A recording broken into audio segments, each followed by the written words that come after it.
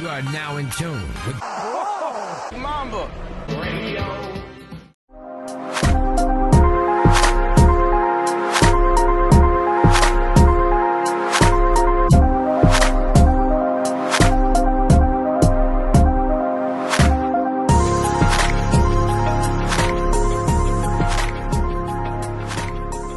Alright, what up, everybody? Thank you for tuning into Brown Mamba Radio. For those of you who don't know, my name is Jackson, and happy Aloha Friday to everybody out there. Hopefully, you guys all enjoyed your week. I know I definitely did. This was, how do I say it? Definitely a recovery week. One was because, went to Vegas this past weekend. I know I mentioned it earlier in earlier episodes, but yeah, it was a pretty epic Vegas weekend with the boys, with the motherfucking boys only trip.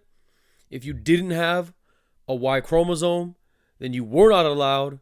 It was strictly dickly, and yeah, we definitely got after it and had ourselves a fun time, just like everybody else does in Vegas. But yeah, I definitely needed most of the week to recover, but back on that motherfucking grind mode. You know what I mean? 100, praying hands emoji, open hand emoji, all that shit.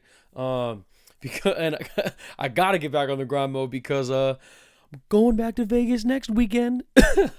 So like I mentioned before, man, it's gonna be a crazy ass month for me this month. But yeah, it was definitely a fun weekend. Cannot lie, it was just aside all the shenanigans aside, it was just a fun weekend with the boys celebrating a couple of the homies' birthdays. And it was the highest of highs, and then it definitely hit a real low point towards the end of the trip, and it definitely needed a couple of days to recover from it. Because I'm sure, as most of you know,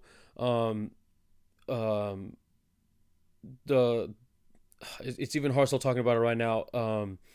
The legendary LA rapper Nipsey Hussle was shot and killed. Very, very, very, I cannot emphasize on the very, very tragically on Sunday, which is supposed to be, Peace Day on top of that, but on Sunday, last Sunday, and it was like I said, it was the highest of highs, and then went straight to the lows. Even as someone who didn't know him personally, obviously, but just as someone who really loved Nipsey's music all the way from the beginning. I'm not saying that I knew him when he was just handing out mixtapes over there on Crenshaw's Lost or anything like that, but obviously from like most people from who got put on in Nipsey's music early was obviously with Hustle in the House and following his career from there as it took off. That was rough. That was really rough, and it put myself and a lot of others in a real funk, it was tough to get over. It was hard to not think about it. He had such an impact, obviously on the rap game, but beyond that, and I'm not gonna sit here and go on and on about it, because it's just kind of tough to still talk about and think about and stuff, and it's just finally getting over it and stuff. But he obviously had such a huge impact on the city, and I'm obviously not from like South Central LA or anything like that, but I am from the LA area, and as someone who worked in the LA area, and when I should drive around in the ambulance, I would always drive by. Or not always, but occasionally I would drive by. You'd just be driving by and you would go by, Crenshaw and Sloss, and you go by the shop. And every time I drove by, which was a handful of times, you would always see him there. Oh, I always saw him there during the day, no matter what day of the week it was that I would go by, and he was always out there, saying what's up to fans, taking pictures, being cool, being nice, you know what I mean? Just there. When he didn't have to be. And he was, impacted the city beyond that. And he really, really was just like about it. And I'm like I said, everyone's heard all the stories and stuff, especially for the people who didn't know who Nipsey Hussle was. It's he was, it's just fucking sad, man. It's just fucking sad and tragic, just how it all happened, in front of the store that he built on the corner that he, so adamantly loved and cared for and did everything to build up and try to make better, and yeah, it's just real sad. Excuse me. And just needed this week to get over it, listen to a lot of Nipsey Hussle, a lot of songs I hadn't listened to in a long time. All like going all the way back to, like I said, from like Hustle in the House all the way to everything on Victory Lap and everything in between, and it's just real sad, that it's just real sad. And yeah, like I said, just really needed this week to grieve and get over it. And it's just this one really hurt differently. For a lot of people in a lot of different ways, but yeah, but hey, listen, like as Nipsey Hussle will say, the marathon continues, life goes on. We're all going to get over. We all had our time to grieve. And like I said, now it's time to keep on pushing.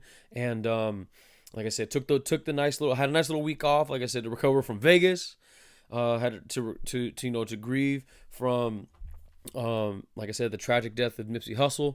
And like I said, it's just we got to keep pushing. You know what I mean? We got to keep pushing. Got to keep doing everything that we can to make our lives better, make the lives of others around us better as well. And like I said, it's just very sad, very very sad. But like I said, the marathon continues, life goes on, and it's just nice to be back on the pod again. You know what I mean? The Mamba is striking back. I really, really wanted to get an episode out last week. Sorry for not having one out last week.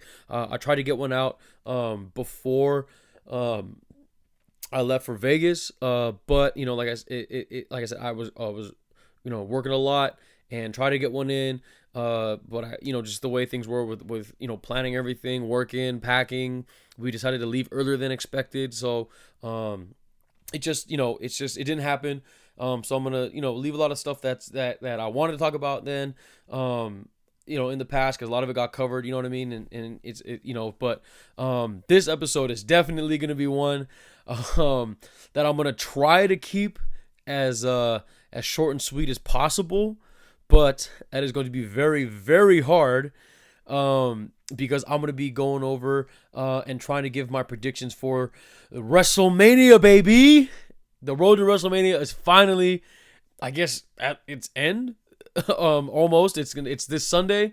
And like I said, it's gonna be tough to try and keep everything as short and sweet and as quick as possible, because there are, if I'm not mistaken, 16 matches on the card.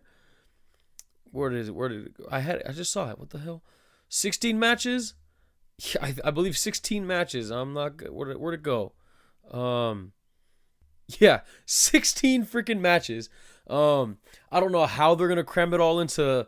I think they wanted to say it's supposed to be like 7-8 hours. I mean, it's gonna be pretty tough because they gotta, there's a lot of stuff going on.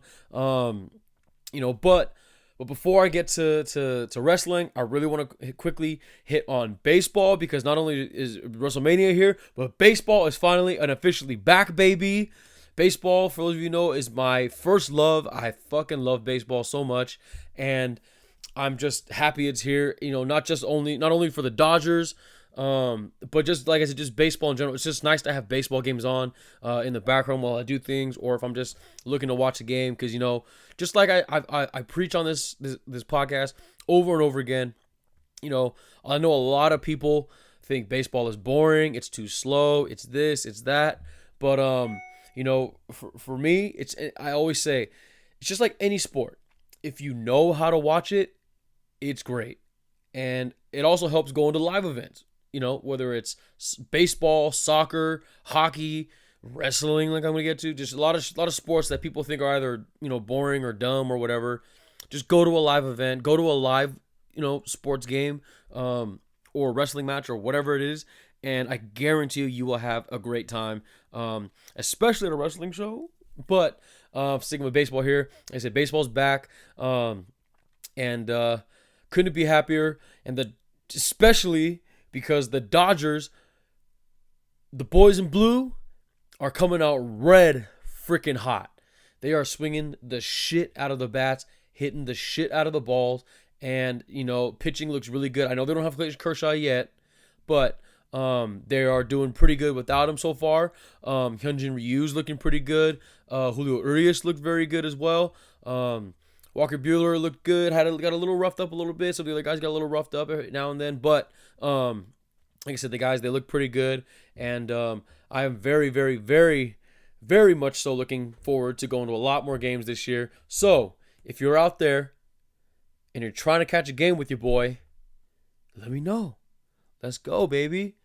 I live right over here. I live just, not very far from the metro station. You know what I mean? That shit's free if you got a ticket.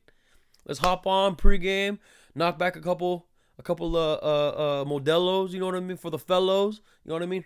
And let's get it popping, man. Let's go. Let me know. So, but yeah, I'm happy that baseball's back. Let me see. Is there anything? Nothing really football related yet. Nothing really, basketball, not really much going on. Basketball, it's just, we're just waiting for the playoffs to start next week. The season's finally coming to an end this weekend. Yeah, I guess that's it. And all right, like I said, I'm gonna try to keep this as short and sweet as possible. But remember, there are 16 matches on this card. I think it's like 1 or 2 matches shy of the record from, I believe, WrestleMania. I think it was WrestleMania 21 or something like that. I don't remember. But like I said, I'm going to try to keep it as quick as possible. I don't want to ramble, which I'm known to do, like I am right now. But let's get started. First, with the pre-show, I guess I kind of sucks that they're going to have the Cruiserweight Championship match on the pre-show, just because, it feels like if they really want to push the 205 Live and the Cruiserweights, you'd think that they would have it on the main card or whatever. But I mean, hey, listen, I guess also what you could say is, since they're gonna have most of the pre-show, or I think the entire pre-show, for free, whether it's on, I think, YouTube or USA Network, I guess that's another good way that you can arguably say that they're giving it publicity. But either way, this should be a pretty good match. Buddy Murphy versus Tony Nese. They had that Cruiserweight tournament, or the 205 Live tournament or whatever to get to it. It's going to be Buddy Murphy versus Tony Nese. It should be a very good, athletic, high-impact match. But ultimately, I think it's going to be Buddy Murphy that comes away with the victory. I think, but like I said, he's just a great champion right now, really carrying this brand. Like I said, it should be a good match. But like I said, I think I'm taking Buddy Murphy. And also on the pre-show, we have the Women's Battle Royal. I really don't know what they're gonna do on this one. I don't know the direction they're gonna take. It feels like it feels like they're gonna give it to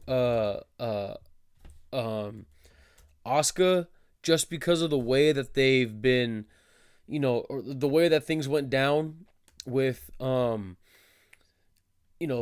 taking the belt off of Asuka this quickly, or just like kind of seemingly out of nowhere, in order to get it on Charlotte so that she can have it for the triple threat match between her, Becky, and Ronda in the main event, to make it a winner take all kind of thing. Especially because she is so good and so talented, and it just felt kind of like even though everyone knew what they were doing, it just didn't feel that good, because you feel bad for Asuka. So it feels like she's gonna win this one, but then again, it is the Battle Royal, and then there's a whole thing where anyone can win, so who knows. I think personally it's either gonna be Asuka that wins, or Lacey Evans, because they've been teasing her. She comes out, does her little thing, and just doesn't say anything to interrupt matches, and then goes back. And I feel like this would be the perfect time to have her come in as the number 30 entrant. She does her thing, and it's like, okay, it's for real this time. And she comes out, shows what she can do, and wins the whole thing as like a payoff for all the teasing that they've been doing. So, I think it's either going to be Asuka or Lacey Evans. Then moving on to the main card. I don't know the order in which. Oh, sorry. There's one more. Oh, and then I guess the regular Andre the Giant the Andre the Giant Memorial Battle Royal is also on the pre-show. Forgot about that. And this one, I honestly have no idea. It feels like the obvious answer is Braun. Just because, he's Braun freaking Strowman and he's won like every single battle royal, it feels like. But other than, like I said, I just don't know. I mean, it feels like it's like this is just all Braun for this one. Especially because he's got the whole angle with the SNL guys, Colin Jost and Michael Che. Like I said, I'm pretty sure he's gonna throw the shit out of those guys out of the ring, and they're gonna have, I don't know about Colin Jost, but I know Michael Che is a really, really, really big wrestling fan, so I'm sure he'd be down to like take a pretty try and take a pretty crazy bump, whether that's him like getting thrown out of the ring, and having all the different dudes who have been eliminated all catch him, like one of those things. But yeah, I don't know. I really don't see anyone else other than Braun. So Braun to take the Andre the Giant Memorial Battle Royal. And then, let me see. Yeah, that's the pre-show. That's it for the pre-show. Now, for the main card, I don't know the exact order of the matches. So, I'm going to go, I guess, from the bottom up in order on the Wikipedia page. Just because that's just, I don't know, that's just what I have right in front of me. And except for the top part, because the top of it is a little screwed up. But I know what the main event is. It's gonna be Ronda Rousey and Charlotte Flair and Becky Lynch. So I'll save that for last. But I'll get to everything else before that. So starting at the bottom here, it looks like the Raw Tag Team Championships are gonna be up for grabs between the Revival and Kurt Hawkins and Zack Ryder. Now, it feels like this would be the perfect time for the former Edgeheads to end specifically Kurt Hawkins, to end the losing streak. What a great WrestleMania moment. However, I don't think that's going to be the case. I think the Revival are going to do it. They're going to want to keep the belts on the Revival, so that they can keep them around, so they don't leave for AEW, because they know that the first it feels like the WWE is trying to prevent any of that from happening from anyone on the main roster, because I'm pretty sure that they know that if one team does it, or one superstar or whatever, the first domino that falls for anyone that leaves WWE to AEW is going to lead off on a huge domino effect. So like I said, they're just trying to avoid all the first domino from falling as much as possible. And the Revival looked like the biggest candidate for the first domino to fall a couple months ago. Then they immediately were thrown into the title picture of the Raw Tag Team in the Raw Tag Team division, and now they're the champions. And I think they will defend it there. So yeah, give me the Revival on the Raw side of things. Then on the SmackDown side of things, it's a fatal 4-way tag match for the SmackDown tag team titles, between the Usos, the Bar, Shinsuke Nakamura and Rusev, and Ricochet and Aleister Black. Now this one, like I said, most of these matches, they can really go both ways. They could, like, with the exception of a couple, they really, really can go both ways. Or in this case, for this match, one of 4 ways. There's a strong case for all 4 teams. Shinsuke Nakamura and Rusev, very, very, very much so over with the fans. So you would hate to see them, or you would think that if they would get it, they would win, and they would be like, they would get a lot of heel heat, heel heat in the sense that they're supposed to be the heels. Air quotes there, massive air quotes there. Supposed to be the heels. However, the fans are, like I said, they're so over with the fans, regardless, that they'll get a huge pop anyway. There could be that. It's always good to have the Usos keep it, because the Usos are really, really showing that they are not just one of the greatest tag teams of this generation, but of all time. Just like as far as their body of work and how well they've gone from the face paint and flashiness and all that stuff to Uso Penitentiary Usos now, and how well they changed their gimmick. Like I said, they're so good. So it would make sense for them to keep it. I know there's a lot of people who think that Ricochet and Aleister Black are going to win it. It would be great. It would be a huge push for them, if that were the case. However, they also have a tag team championship match in NXT at NXT Takeover the night before on Saturday. And they're the favorites to win that as well. However, thinking about it, although that they're favorites to win and they are just like so massively over and loved and stuff like that in NXT, I feel like their match with the War Raiders, which I still don't like that name because War Machine is such a perfect name for those guys, but they have to obviously change it to War Raiders for obvious reasons. But just it feels like Ricochet and Aleister Black's match against the War Raiders at NXT is their like going out on their backs kind of match. One, so that they can officially be called up to the main roster afterwards, for WrestleMania or after WrestleMania and stuff, and also to help give the rub to the War Raiders because they're obviously gonna be the tag team of the future for NXT tag division. So it would, like I said, they want to give them as big a rub as possible. So I think they're gonna have a great match on Saturday with the War Raiders, and then come out and have a great match again on Sunday. So that's the only other thing that makes me think that they might win. But at the same time, I'm not 100% sure. I don't know. But like I said, gun to my head, I'm going to say Ricochet and Aleister Black. So that way it helps, once they're up on the main roster, it helps them give them some legitimacy. So that way they can run with the belts, defend them a little bit, and then have something. And then once they eventually lose it, after they've built up a little bit more credibility on the main roster, I guess, with like more casual fans and stuff, then they can lose the belts and then break off and do their own singles runs on their respective brands if they're on different brands, and try to go for singles titles and stuff like that, because those guys are definitely big money for the future of WWE on the main roster. So that's how I think the SmackDown Tag Division will go. Then let's see what else we have. Then let's go with the women's. Let's stick with the tag teams. The women's tag teams championships are going to be defended in another fatal 4-way match between the champs and also probably the worst named tag team, if not ever, definitely in a long time. The Boss and Hug Connection. That is such a horrible name. That's so bad. The team of Bayley and Sasha Banks versus the Iconics and Billie Kay and Peyton Royce. Billie Kay and Peyton Royce. Nia Jax and Tamina. I don't know if they're really going to go with like the Samoan, whatever they're called, but them. And also the team of Beth Phoenix and Natalya. Now,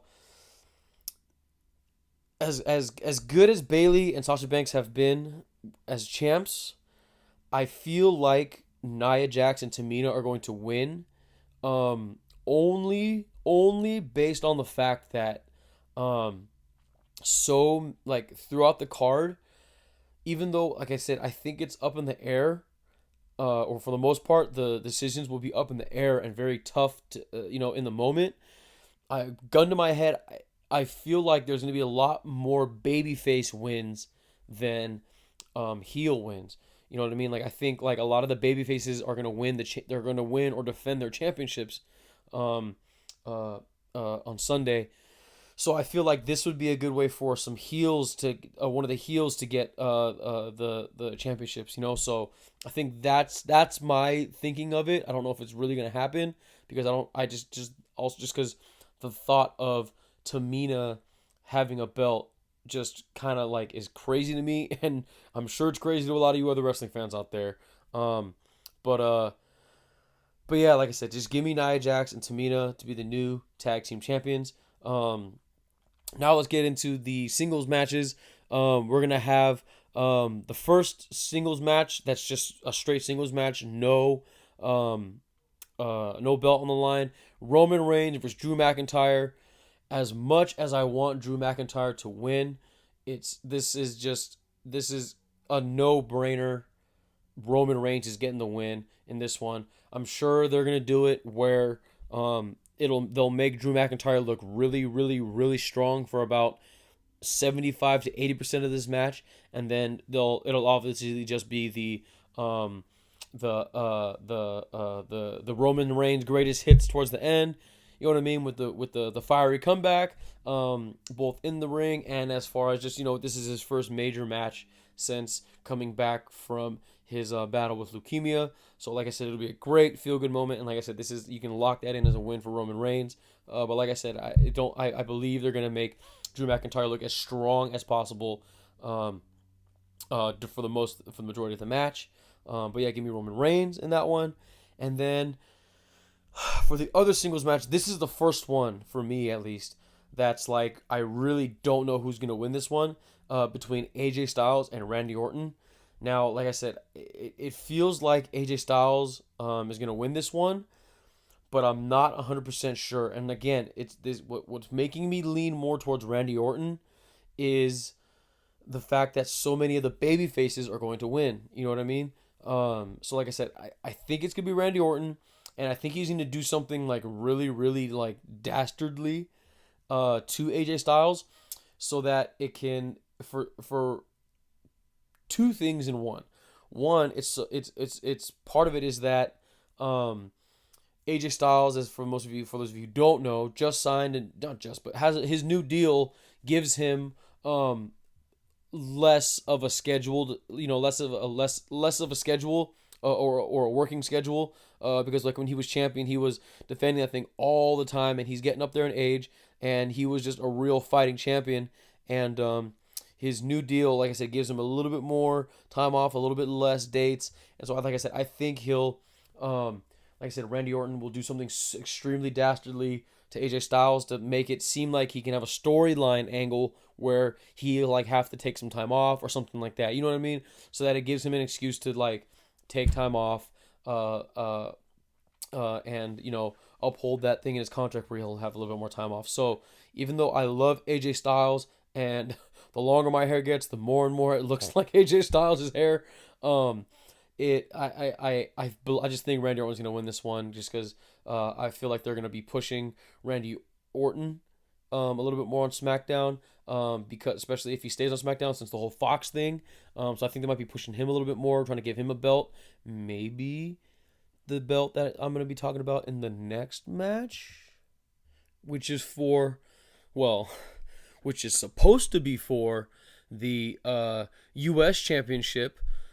So I as it is right now on Friday morning, I don't think it's confirmed yet that Rey Mysterio is out. But all signs are pointing to him not being able to go. As so far, it's supposed to be Samoa Joe versus Rey Mysterio.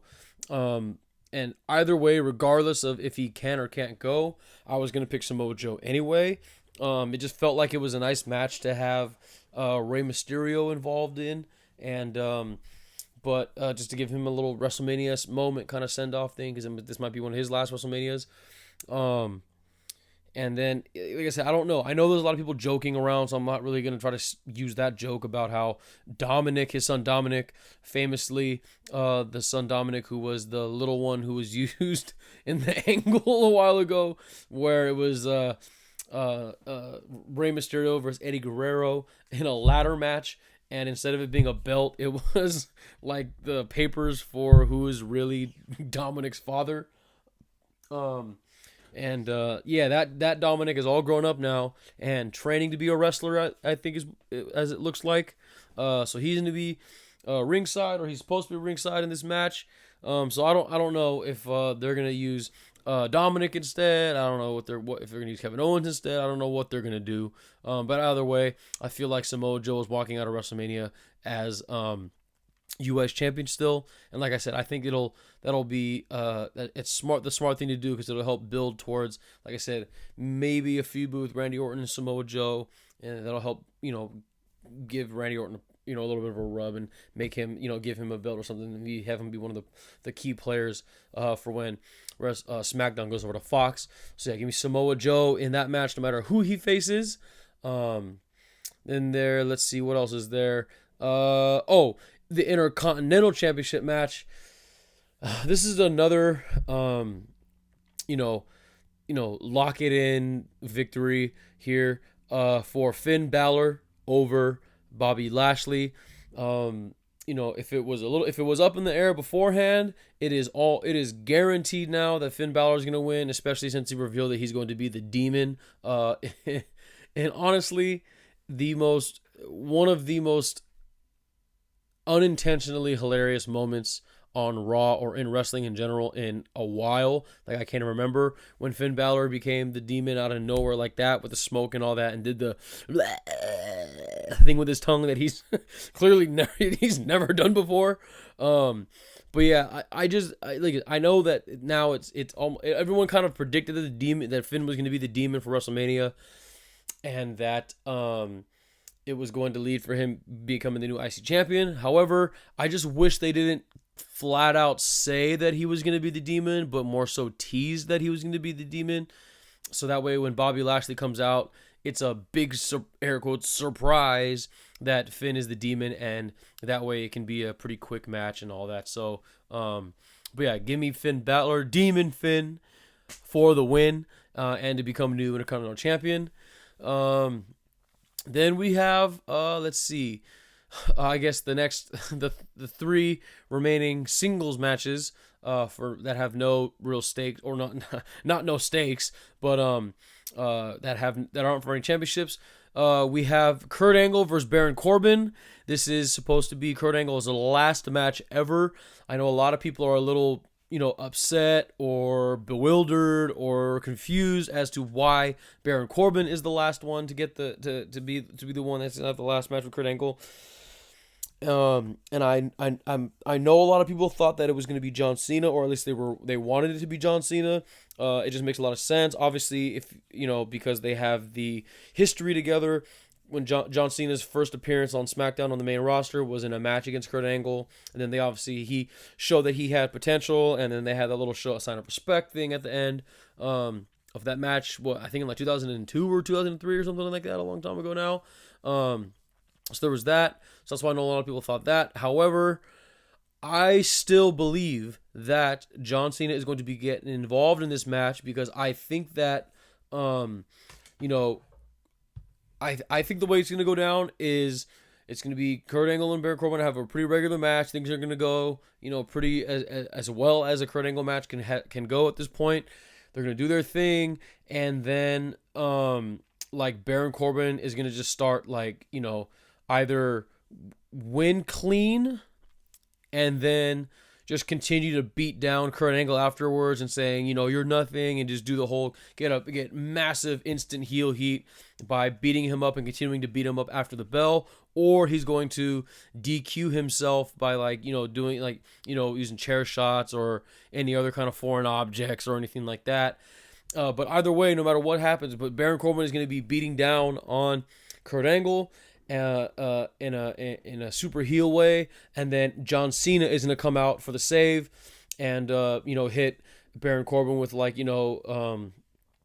moves, and then whatever AA him or whatever he does, and then it'll let Baron Corbin run away and get out of there, but that will let John Cena come and have everything be able to come full circle, and let John Cena have his moment with Kurt Angle, as a way to say, a show a sign of respect, hey, you showed me respect, so I'm going to show you some respect. That whole thing, like I said, just to bring it all full circle with John Cena and Kurt Angle. So I think that's going to happen.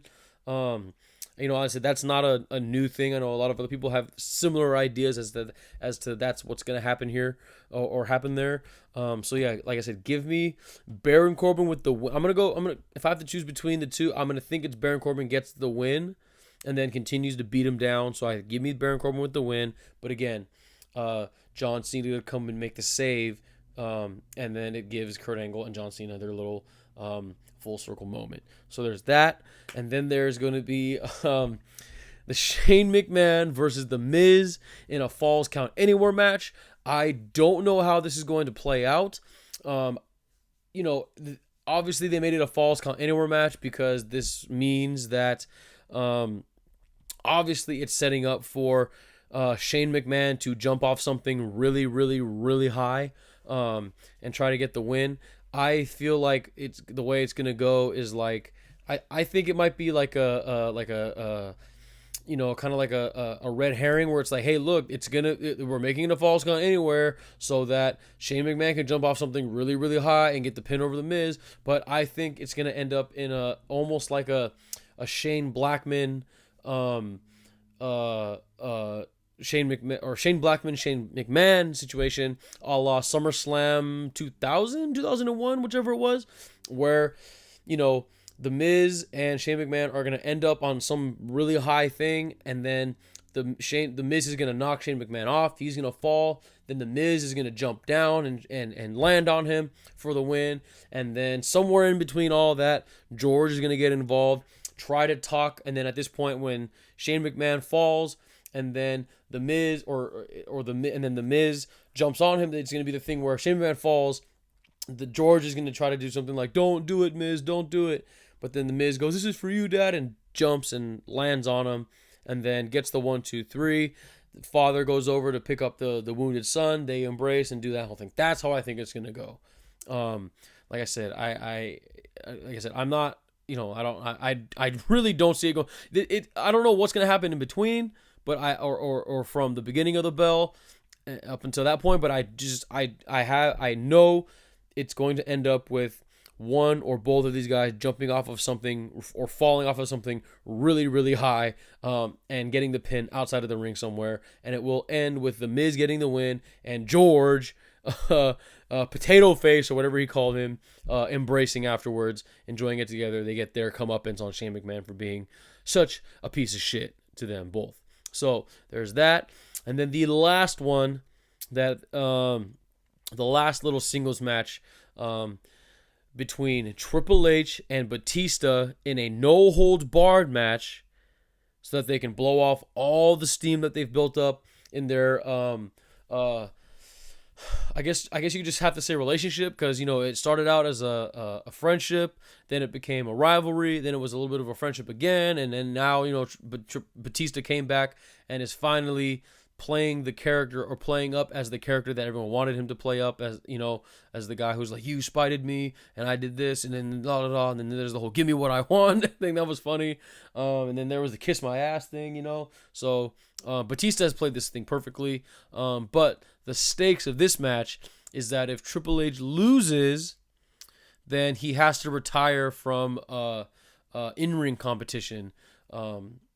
So this is one where I really don't know how things are going to go. It's like everybody. So Batista is playing the heel in this one. Massive air quotes there. Playing the heel in this feud.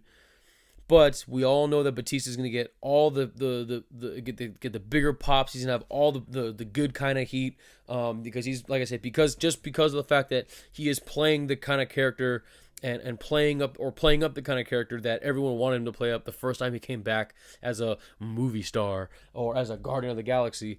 Excuse me. So it's almost like people are going to want Batista to win, but this is Triple H. This is WrestleMania, and Triple H does not lose at WrestleMania unless it's to Roman Reigns, so that way they can try to crown Roman Reigns. But even then, it's just that didn't work out. So I really don't know how this one's gonna go. I have a feeling there's gonna be a lot of sledgehammers, a lot of chair shots, a lot of yelling at each other, a a lot of real slow, stiff power moves and stuff like that. And it feels like it would make sense for, I've heard a lot. I've heard it from a couple different things. I know the Cultaholic guys were talking about it, and I've seen it like on like Twitter and online and stuff, where it would seem like it'd be good for Batista to win for this one, only so that it gives Triple H, because Triple H is going to try and the WWE wants to expand NXT. They want to expand it to more parts of Europe. They want to expand it to into parts of Asia. They want to expand it, other places. And they want to, what did he call it? Global localization, I think is what he called it.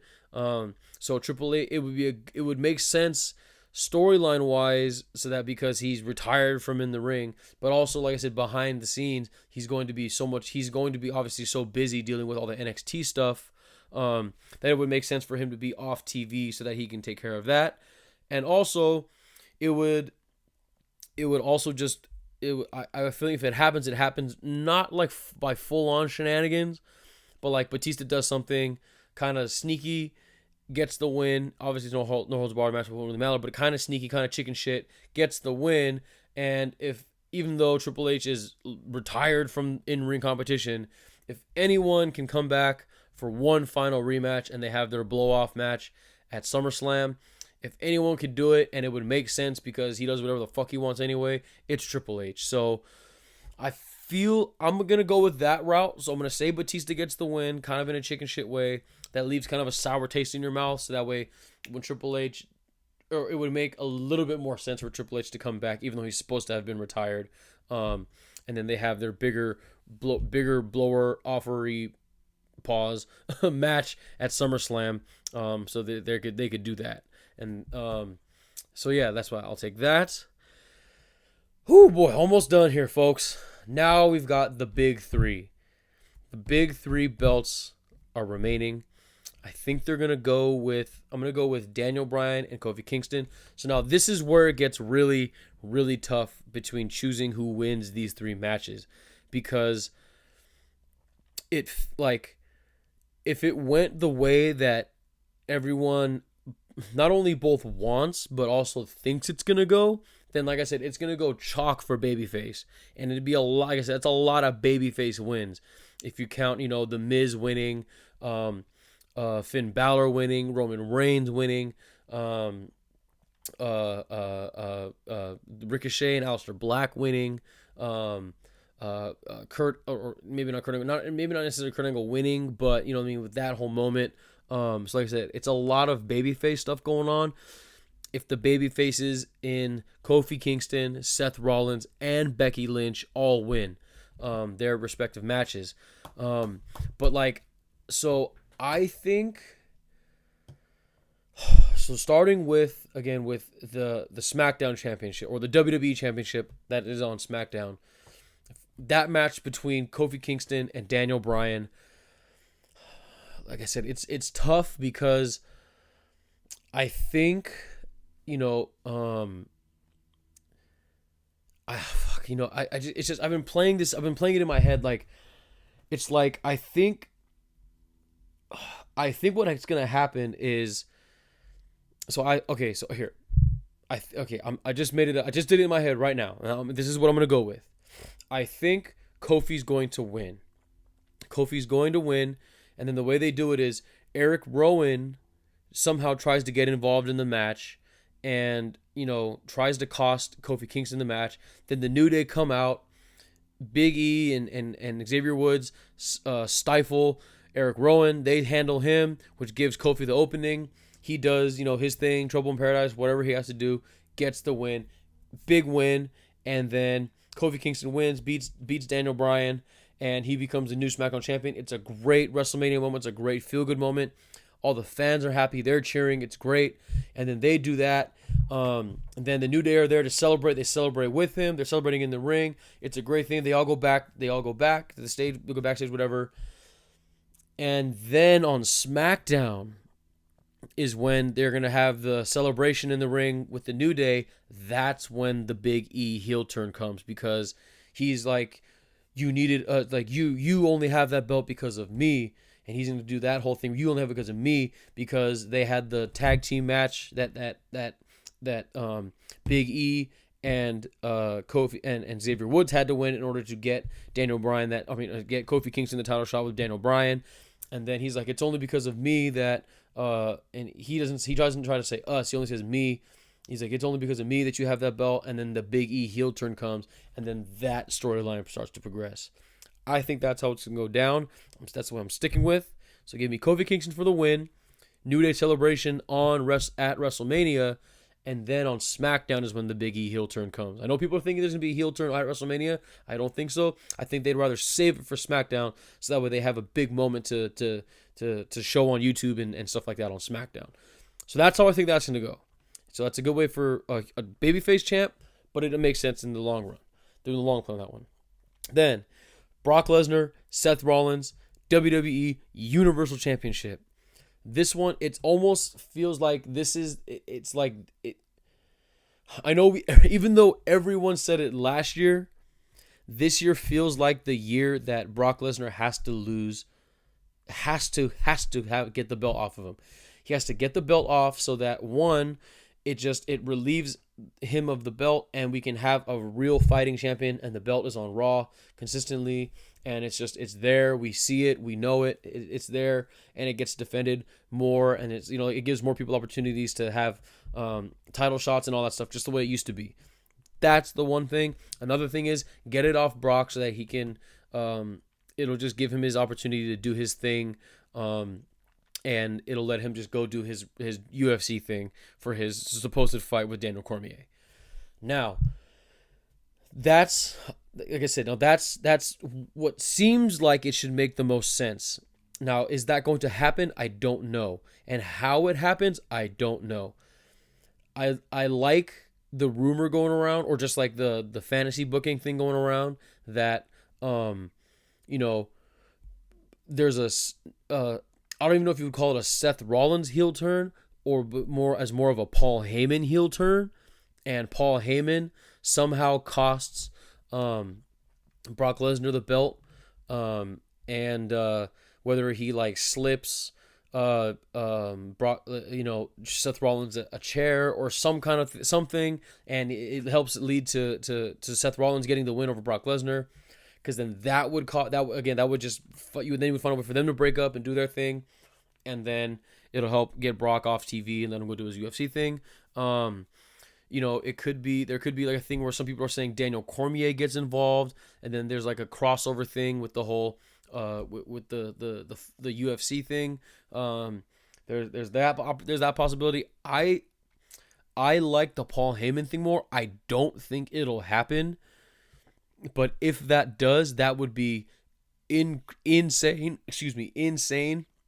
That would be so crazy and so like shocking that like it would be a great moment. You know what I mean? And I don't know if that, like I said, that necessarily means that Seth Rollins will align with Paul Heyman in the long run, because he doesn't necessarily need him to cut a promo or anything like that. But that would make for an incredible moment. So I don't know if that's going to happen. That would be great. But ultimately, I think Seth Rollins is going to win somehow. He has to win somehow. And like I said, I know, like I said, we all said this last year, but he has to win somehow. Just get the belt off Brock and give it to a fighting champ in Seth Rollins. He's worked his ass off the last few years as obviously like the workhorse of the brand. And it'd be great. It would just be, he would obviously it just makes the most sense for him to be champion right now, at least going into like the new season, or the new whatever thing of Raw after post WrestleMania. And then if it does happen between Paul Heyman and Brock Lesnar, it can they can they can have their little showdown face-to-face thing or whatever on Raw, and it would be a great moment again, all that stuff. So like I said, ultimately, like I said, give me Seth Rollins for the win. And like I said, and I don't know whether or not Paul Heyman is going to be involved in the decision or not. And now we're finally here. Finally got here. It took a while, but we're here. The main fucking event. The first ever time that a women's match is the final match, the actual main event of WrestleMania. The one match that everyone is looking forward to, that the match that everyone is new, they're like, listen, we will wait the whole 8 hours just to see this match, because this match needs the most time. It needs the most time. It has to, because this match is so important. This match is so important. The triple threat match between Ronda Rousey, the Raw Women's Champion, Charlotte Flair, the SmackDown Women's Champion, and Becky Lynch, the man, the hottest thing in wrestling or in WWE right now. I'm gonna just come out and say it. Becky Lynch, I want Becky Lynch is my favorite wrestler right now. I love Becky Lynch so much. I love Becky Lynch. It makes the most sense. It would get the biggest pop. It would be the best way to end WrestleMania, for her to take it all and be the champion that leads the women's division into this new post WrestleMania thing that's going on. And it feels like it might be a new era. I'm sure that they might call it the Fox. There was the Attitude Era, the Ruthless Aggression Era, the PG era. This feels like this might be the Fox era, where things are going to change. What's the whole Fox thing? There's rumors that they might end the brand split. There's rumors that people are going to change. They're going to do another if they don't, there's going to be a superstar shakeup and things are going to change around. So things are going to change because of this Fox deal with SmackDown being on Fox.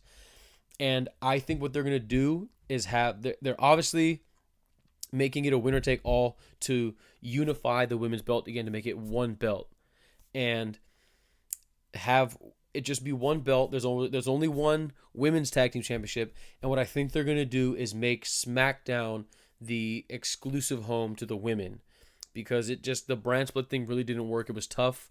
And I think that's the plan. They're going to keep Raw as the A show on USA, and then have like a lot of the bigger male superstars, but make SmackDown the home of the women. And Becky Lynch is the face of the SmackDown brand, and had been the face of the SmackDown brand. She was the first SmackDown Women's Champion. All that, you know what I mean? So I think that's how they do it. I think that's the way it goes. I want that thing. Everyone wants that to be the way it goes. Now, it also makes sense for Charlotte to be the champion going forward. Into the Fox era is what I get. I'll just calling it now the Fox era, because she's just got the look, man. She's got the look. She's got the skill in the ring as a wrestler. She's got the total package, and it would make sense. She's easily you can just as easily push Charlotte as the leader or the face of the women's division in the Fox era, just as much as you can do Becky Lynch. Now, I'm leaving out Ronda Rousey because there's so many rumors of her saying that she wants to take a break from wrestling and a lot of the stuff that she's been doing, because she wants to settle down and start a family. And this would be the perfect opportunity for her to go out on her back. And if she loves wrestling as much as she says she does, then she knows that would be the right thing to do, to go out on her back, let the win streak end, the reign of terror end, and give it to someone the people who are going to be here, the people that have been there. And again, like I said, the people that are going to be there going forward. And she can come back later if she wants, but it just feels like that's the right thing to do. I don't know if it's going to be Charlotte or Becky. I want it to be Becky, but I also see that it could be Charlotte. But I know for a fact that it will not be Ronda. Now, whether that means Ronda takes the pin, I don't know. And if Ronda doesn't take the pin or the submission or the whatever it is, that to me shows that she's going to come back in some capacity. If Ronda eats the pin or the submission or whatever it is, then that means that to me, that means she's out. So, like I said, that the way it ends is the big thing. Like I said, so it's two. Like I said, those are the two big things. Is who wins? It's going to be Charlotte Flair or Becky Lynch. Definitely not Ronda. But how Charlotte or Becky win, whether they pin one another or they pin or submit Ronda Rousey, is critical Critical, critical, critical.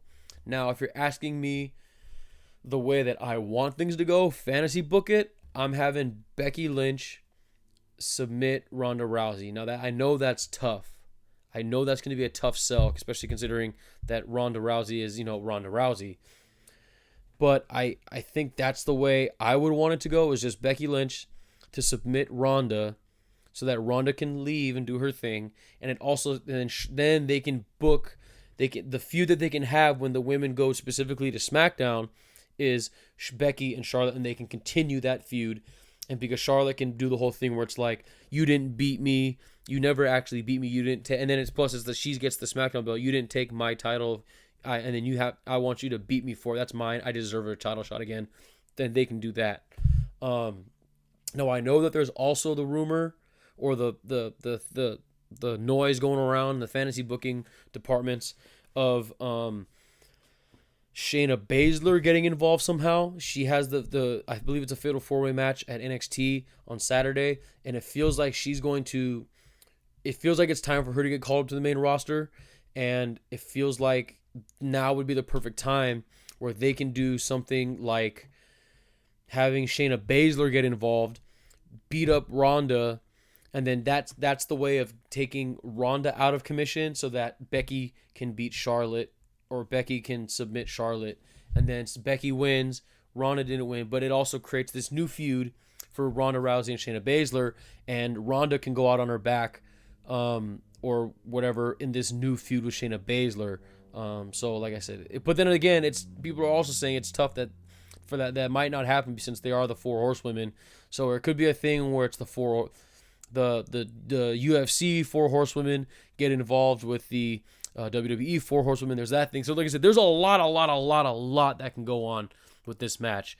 And like I said, I've already spent so much time talking about it. But like I said, that's how monumental, that's how important, and that is how special this match can be, because this has the opportunity to be such an incredible match. And this match needs to go at least like 20-30 minutes just to get all this stuff involved.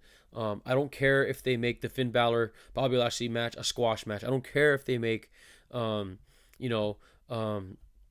Samoa Joe Rey Mysterio thing a squash. I don't care if they make the Revival and Kurt Hawkins thing super short. I do not care, and I guarantee you a lot of other people do not care, because this WrestleMania, it all rides on this match. I cannot stress how important this match is. So important for the history of WWE, and they cannot screw it up. And I don't think they're gonna screw it up. I trust the 3 women in the ring for this match to deliver on this match, to make it as great and as special of a match as it's been built up to be. And like I said, I ultimately think that Becky Lynch walks out as champion, holding up both belts, and just, that's the go-home shot of Becky Lynch standing up on the corner, or standing on the turnbuckle, holding up both belts, and that's the way it ends. Everyone at MetLife Stadium will be going fucking nuts when that happens, and that is the most raw and organic way it can end. This is the way, like that. If Becky Lynch wins and her holding up both belts on the turnbuckle celebrating while all the fireworks are going off and stuff, while all the fans are cheering, that is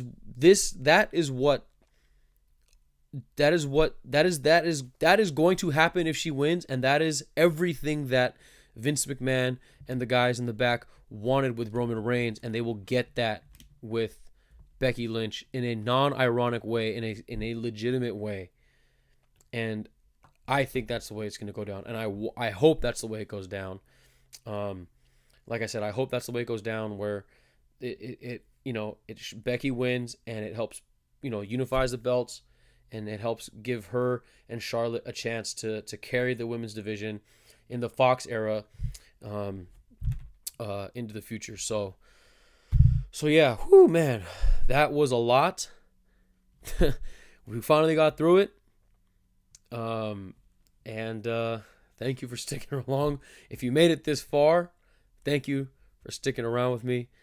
I know it was a lot, but hey, listen, you listen to this much, if you got this far, that means you love wrestling as much as I do, and I fucking love wrestling. I love it so much. I have to work Sunday night. I hope that WrestleMania ends before I have to go to work, because I don't want to miss anything. But yeah, I will definitely be watching this Sunday, and I know you will be too if you made it this far. And I just, like I said, this looks like it has all the makings to be a really, really, really good WrestleMania. And I know there hasn't been, it feels like the hype around it isn't that much. But like I said, this has the opportunity to be a very good WrestleMania. And if the main event in the women's championship match goes the way it just ends well. It just ends well, and it's well told and well done. But specifically, if Becky Lynch wins, it will make this a great WrestleMania, and up there as one of the best, up there with WrestleMania 7 X7 17, whatever you want to call it, as one of, if not the best ever. It has a lot of opportunity to be way up there with some of the best ever. So I hope that's the way things go. But ultimately, all we're looking for, it's going to be a long night. It's going to be a long weekend with a lot of wrestling, because it's not just WrestleMania. There's NXT TakeOver. There's also there's NXT TakeOver, I believe, tonight. Actually, I think I said Saturday before. I think it's tonight, Friday night. So there's NXT TakeOver on Friday night. There's like a bunch of other like indie shows going on. There's, you know what I mean? And then, but most specifically with the New Japan and Ring of Honor G1 Supercard, and that looks fucking stacked. I best believe I'm gonna be watching that on Saturday. I'm gonna find a way to watch that. So tune into that. That is just crazy stacked. You know, Jay White versus Kazuchika Okada. And then you got, you know, what else? You got Jeff Cobb and Will Ospreay. You have you know, all just so many good matches there. And like I said, so many good matches on NXT. Like I said, there's the women's Fatal 4-Way, there's the tag team championships, there's fucking Pete Dunne and Walter. That has an opportunity to be match of the night. That has an opportunity to be match of the weekend, up there with the triple threat for the women's championship. I believe Pete Dunne and Walter has a chance to be match of the weekend. You know, and just there's just so much going on this weekend. So much wrestling. It's my favorite time of the year. I fucking love it. I love wrestling so goddamn much. And like I said, I'm just going to be all wrestling all weekend long. And I hope you tune in too and enjoy it as much as I do.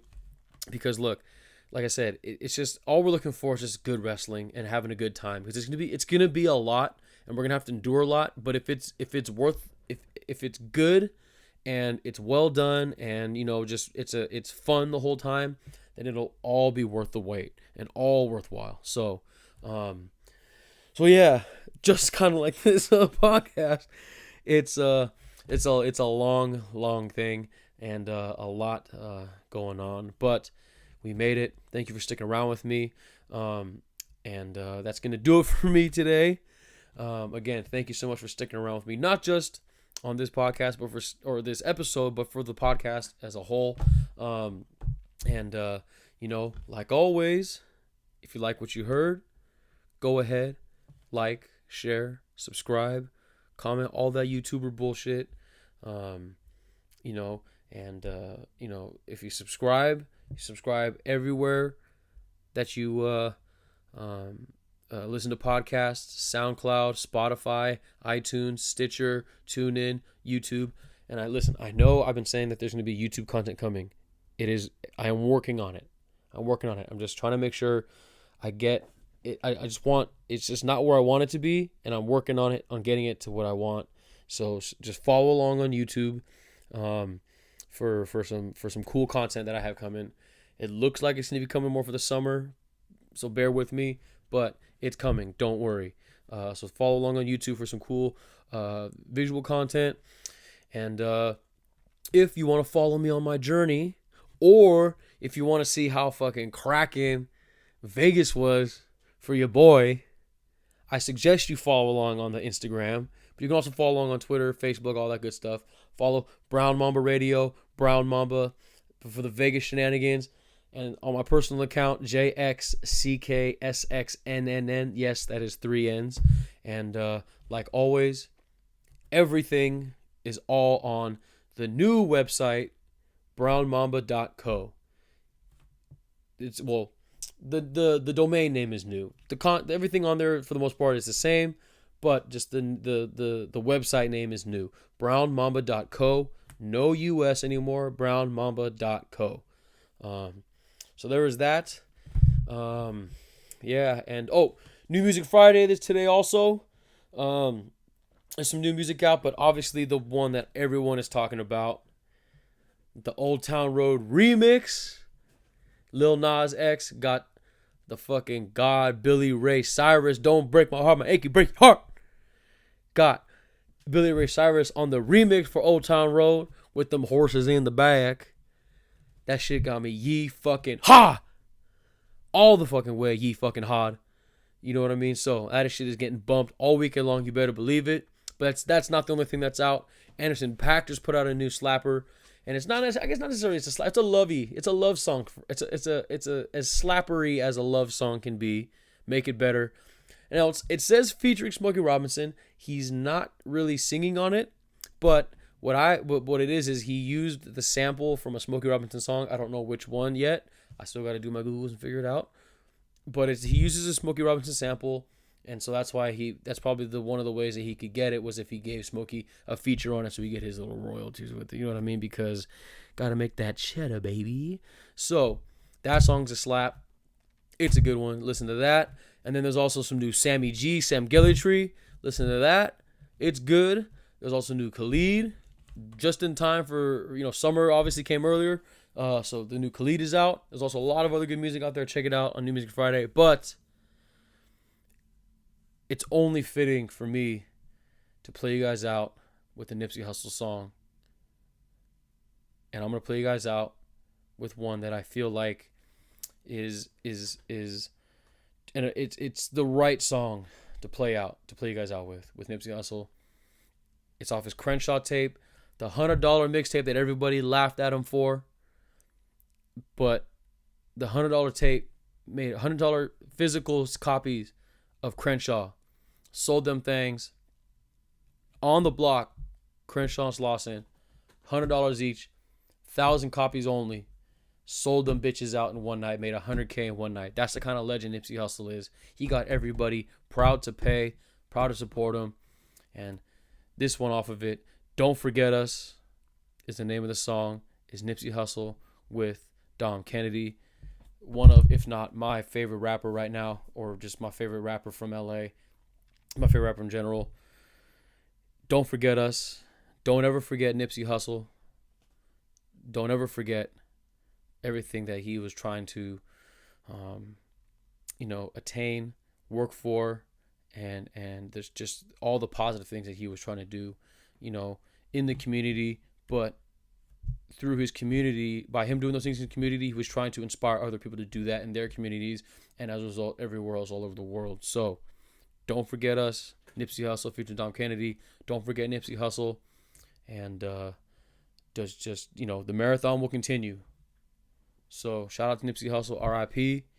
And like I said, that's gonna do it for me today. Thank you again for rocking with me. It's big love from Big Daddy V, and don't just have a good week, everybody, or don't have a good weekend. Make it a good weekend. Drink more water out there because health is wealth. And most importantly, be kind to each other because it's easy to be nice. And I will catch you guys on the next one. Peace. Check. DJ VIP. I'm just sitting around here smoking weed with my niggas. I just hope when we gone that they don't forget us. I'm just sitting around here smoking weed with my niggas. I just hope when we gone that they don't forget us. Look, we just sitting here trying to win. Pull up to the spot, it's a flock of bears. So much smoke, need oxygen. Free up money that's not to spare. All gold bottles that toxic again. Standing on the couch, me and my accomplices. Pop a bottle, spot the bitch. Get the bitch, got the bitch. Streets wanna know when you dropping there. Police wanna know how you got your six. Niggas on the side hate to watch the shit. See you on top, so they throw rocks and shit. Never was really with the talking shit. Me, I just went and got a pot to piss. Upgrade diamonds on my watch and shit. Pictures on the wall at my offices. AC colder than my Compton bitch. Talking that, you don't even need a condom shit. Look, I'm really on some baller shit. On some rich nigga, I ain't gotta call you shit. On some fuck with me if you lost shit. Everybody in my circle get spoiled shit. Really started in the soil shit. Crowns on the wrist, that's real shit. I'm just sitting around here smoking weed with my niggas. I just hope when we